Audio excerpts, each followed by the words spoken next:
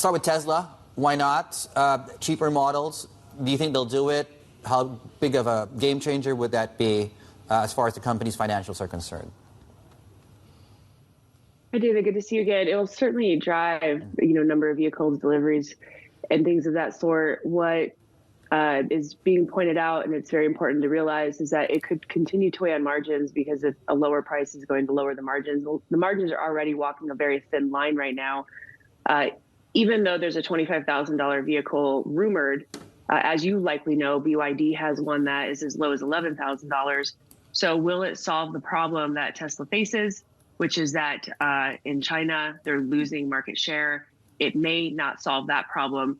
The problem it could solve, which is quite important, is that the United States has been facing high interest rates for a long time. A lot of people want to look at Tesla's stock as a Elon Musk problem. It's not. It's an interest rate problem. That's why we see the same issues around Apple right now, struggling to keep up with being a high-priced device. And overall, a lower-priced vehicle in the United States could certainly help spark some new sales. Again, the margins would likely continue to remain an issue in that case. Can you tell us a bit more about what they can do in China? I think it was Evercore yesterday that said, they can't really afford to keep slashing these prices because this is really going to wipe out their earnings in the mainland. Do you think the market is properly pricing that sort of scenario? Yes, it's definitely the bigger deal because you're not going to be able to replace that anytime soon. However, as AI approaches, that's the piece that Tesla's going to have to execute on. So what we're seeing is a moment where it's a little too early for AI software. As you know, AI hardware has been a huge boom with H100 moment last year from NVIDIA. But AI software, we're not in that cycle right now. And that's what Tesla really, truly needs in order for its stock to resume where it was before the Wall Street darling. And that AI software cycle, if I were to give you my best estimate, would be more of a 2026 discussion. So between now and then, they have a China problem. And how they solve that China problem will not be an easy answer for Tesla. So, Beth, you mentioned if rates are the main culprit why margins have, multiples, not margins, why multiples have compressed and the stock is down, what will be the best determinant whether or not the stock has bottomed as well? Do I look at rates or do I look at margins? Those two will move together because they have to continue to lower average sales prices to keep up with the higher cost of the vehicle to the consumer. Obviously, the rates make the vehicle more money per month to the consumer. So those two will be in sync. The minute those margins bottom, though, or the minute we start to get a more dovish Fed, this is going to be an excellent buy. This stock is deeply on sale. It's very rare that I can look at a Mag 7 stock that is deeply discounted in the way that Tesla is. If this thing continues to go lower, it's an attractive entry eventually, because this company's not going to go out of business. They're an AI leader if you're patient enough. And all of those come together to don't get too cold, ice cold on a stock like Tesla, which is arguably one of the better top 10 stocks in the market. So certainly there's more room for improvement here. I'm just wondering, given what you're seeing in the Mag 7 right now, it seems like Tesla's the weakest link.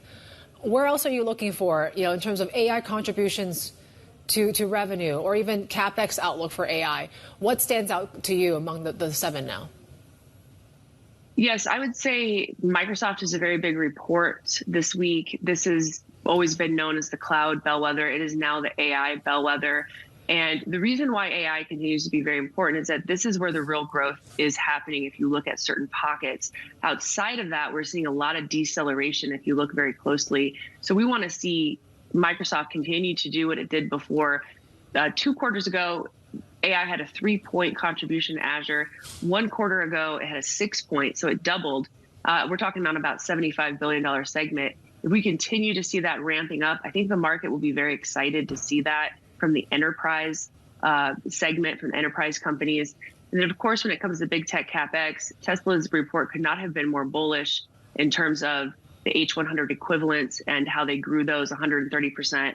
Across the board, big tech has those big pockets and is fueling a lot of this growth cycle that we're in terms of AI. Right. Others reporting this week, and apologies if we're going through one after the other. I mean, there's just so much happening this week. Beth, Meta, How are you thinking about this? Meta is a very, very interesting stock because, as you know, last year it was known for the year of efficiency. They really tightened their belt, margins expanded, greatly expanded. What we want to look for right now is, will Meta become a full-fledged AI stock? This will be shown in the average revenue per user. We're already seeing this phenomenal rebound. It was only 2.5% growth last year, this quarter, and it's going to be 25%. Especially in the United States and Canada. So they're basically using AI to greatly improve their average revenue per user. Eventually, Meta will become a full-fledged AI stock. When that moment happens, it could be quite bullish since ad tech is so incredibly cash efficient. You have that perfect combination where Tesla, with high interest rates, gets kind of kicked out of the Mag 7. Those with those large cash reserves, high free cash flow margins that could only potentially get better with AI will be greatly rewarded in the current environment we have with interest rates. What about the impact on AI on Alphabet? I know they've come through with their AI strategy, but they basically have monopolized the search side of things. I mean, does the emergence of ChatGPT change that in any way? I know they fended off multiple threats in the past before. Is this time any different? Yeah, so what we're seeing is even if search puts up a decent growth, the market is not convinced that AI is driving that. And if AI is not driving that due to lack of engagement on their AI products, then they just have many, many competitors on their heels. And we're talking obviously OpenAI, but there's a lot in the private markets that is happening right now too. So you'll see the market a touch nervous until you see that direct impact. And also on Alphabet, I would add, until Google Cloud starts to be very, very consistent in the way that Azure has been, and Azure reaccelerated over the last quarter, that's the other thing the market will want to see. If you're truly having an AI impact, you should accelerate from here. It should be consistent, and it can be quite lumpy. So until that smooths out, right now, Alphabet will eventually, again, be an AI player, but the timing is more difficult to predict because it's been lumpy. They've went from being a leader to now a laggard in terms of AI capabilities.